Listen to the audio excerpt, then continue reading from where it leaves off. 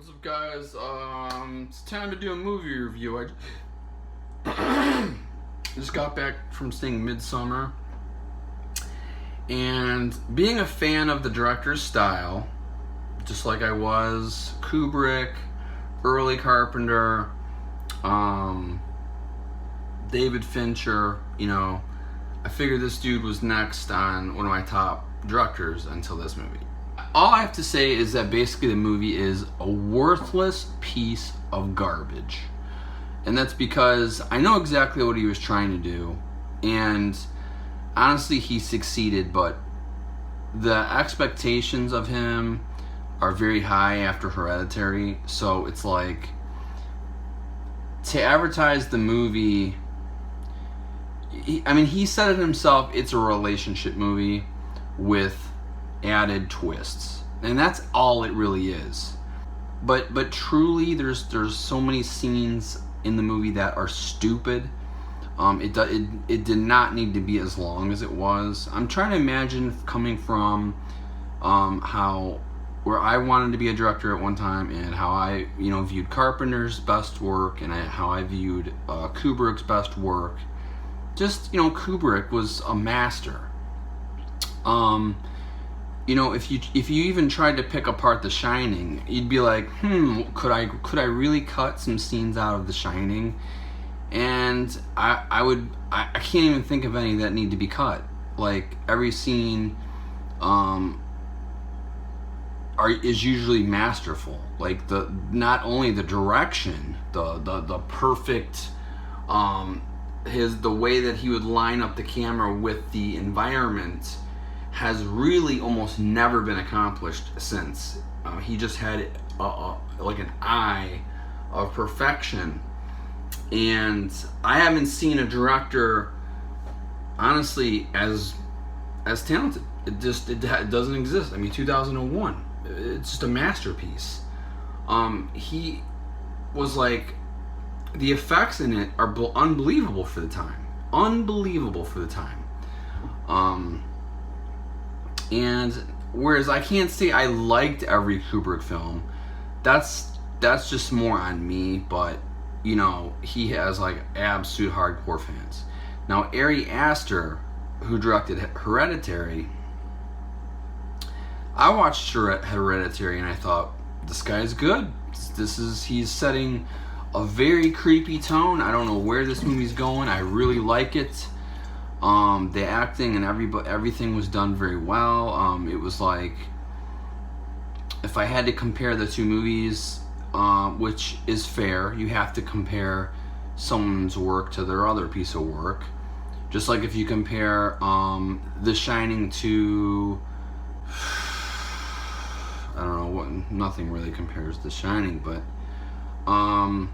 Eyes Wide Shut, for example. This is really his last film, but he really was dead by the time it was done, so it's kind of unfair. But I still seen the genius of Eyes Wide Shut in certain aspects. Now, it didn't meet full expectations, but the man was dead. Maybe he would have said, hey, I need to go back and film for another month or something. You never know what he would have done. I certainly don't think he would have let it come out the way it came out. I think he would have needed to do some extra work on it, but it still had some very creepy scenes, and he wanted to set like a creepy tone, and he did it, and it worked. It was like a dissolution of marriage was going on. Like, two characters were like falling, I guess, out of love with each other, and he was putting sort of like a mystery behind it, and it was I can't say the whole movie worked, but it was what it was. It's hard to remember everything, but I did watch it again one day to see if it was deserving of Kubrick's name. And many scenes did seem a little out of place. The sex club, I guess, was a little strange, but it did feel Kubrick. It did feel like he was trying to do something. Maybe it just wasn't working within the aspect of the entire movie, but it worked alone. Like, that's the thing about Kubrick, is he was so good you could just enjoy some scenes. Now, whereas Midsommar comes in, Yes, it had a couple of good scenes. It was filmed nice, but it just failed on every other level. It starts off with like this epic disaster, which I'm not gonna spoil this movie because it doesn't need spoiled. Trust me, nothing happens in the movie. That's worth anyone's time. You watch this movie, and there's no payoff. So I'm not spoiling anything. I'm just giving you what my opinion is that there is no payoff. Unlike in Hereditary, where there's like dire consequences are happening at the very end of the movie, whereas Toni Collette's character just absolutely goes balls nuts. The scene with her, going like this to her neck was just, it was mind blowing on another level. I've never seen such violence.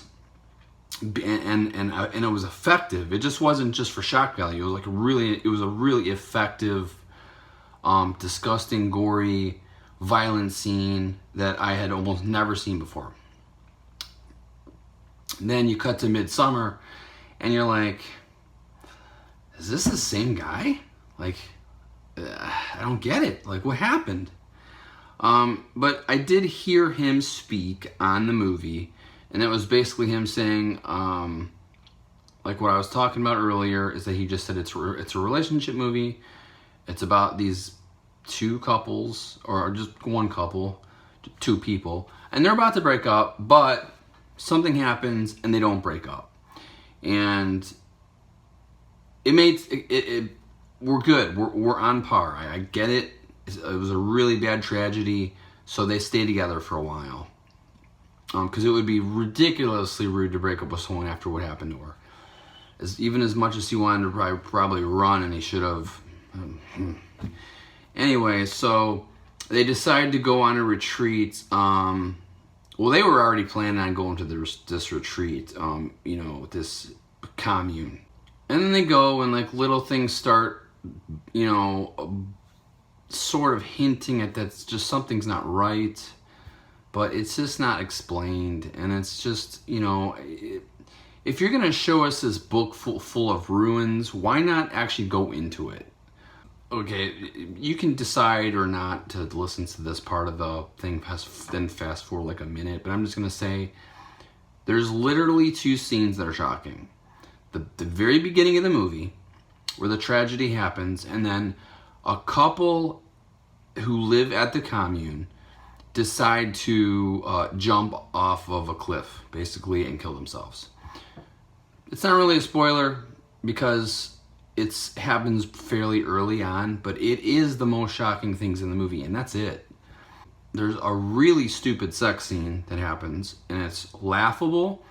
It's almost like pretty much borderline black comedy, I would say. Not black comedy, dark comedy. But I guess, I could be thinking they're one and the same. I really can't remember. The movie had me so bored at times.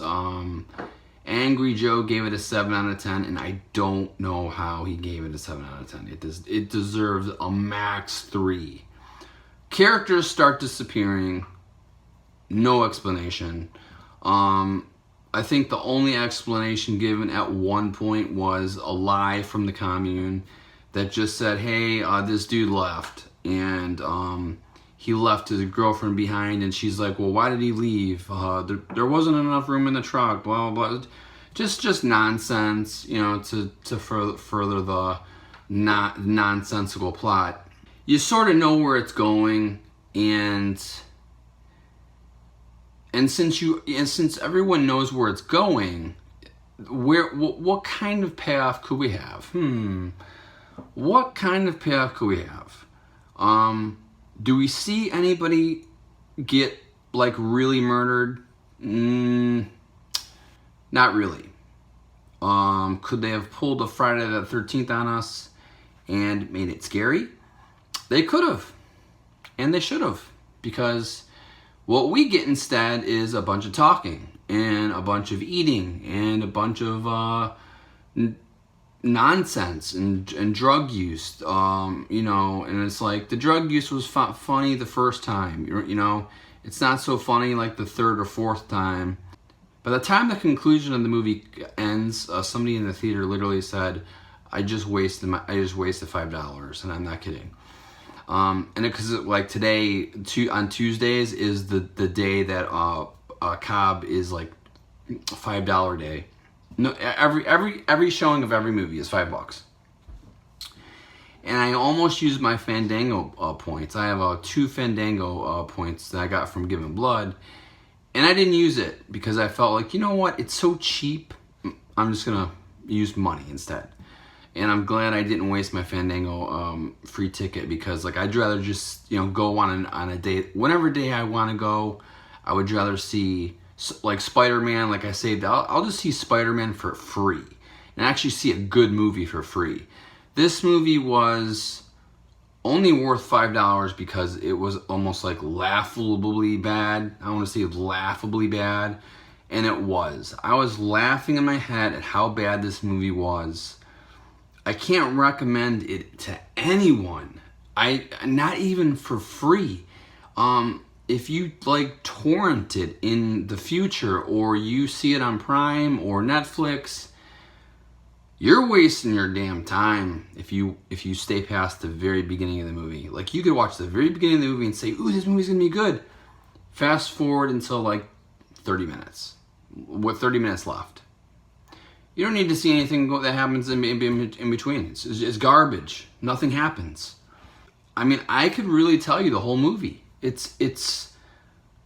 mean, spoiler alert from here on in. Okay. They get to the commune. The people act weird. People jump off of a cliff. Nothing happens. Nothing happens. Nothing happens. They eat some crappy food. Nothing happens. Nothing happens. 2 people want to do a thesis on the same place. One guy tries to take pictures of the ruin book that is only written by a basic sort of retarded-like creature that was inbred on purpose. That's the only thing I can remember how to put it. It's just an inbred. You can see it in the trailer. They show it briefly. And then, obviously, he does not make it out alive. So as he's taking pictures, you see somebody that's in a shadow, and I think they're naked, except for like, I think they're wearing like a face mask. It was too hard to see. He thinks it's someone else, I believe. But what it really was is like, I think it was a dead person that had already died. They never showed him die. Some girl just said, hey, I want to show you something. Never to be seen again. And I think that person, whoever killed that dude, was wearing his face as a mask. And you don't see it. It's just very, very barely visible. So those people are dead. Everyone's dead. Just, you know, at any time someone says, oh, they've left the commune, they're dead. And they don't show it. It's like having Friday the 13th, have every camp counselor die, but you never see the deaths. And then it just ends with like the mom confronting the last camp counselor and then ending. And they don't have a fight. That's basically this movie. So that's all I can think, guys. Peace out, and I wish I never saw this movie. I got tricked into seeing it, thinking, you know, I gave Hereditary so much props that I thought that he was gonna pull something magical out of this brightly lit, you know, kind of weird looking movie, and he pulled off nothing. Basically, a waste of so much time and effort from other people in my mind. The set design was great. It looked great. It had so much potential. That's what makes me more mad, is that it had potential to be scary, and yet at the same time meaningful, because they were gonna break up, and like I said, they had the tragedy, and then but there's I felt zero emotion through the whole movie because of the way he depicts this commune as just like a joke. They don't act sympathetic. They just act like nothing's a big deal. And that's how we're meant to feel as an audience. And it doesn't work. You're not supposed to do that. You're supposed to watch a movie and be invested in characters. You don't care about any character in this movie except basically probably for the main character, who's the girl. But like, if not for her character, the movie is just a 0. Like, she makes the movie a 3, like I said, but if not for her character and her acting, 0. And I liked her from previous things, like the little drummer girl I've seen her in. Done ranting. That's it. 3 out of 10. Movie's junk. Don't waste your time or effort. Please do not pay like full price for this movie. Peace out.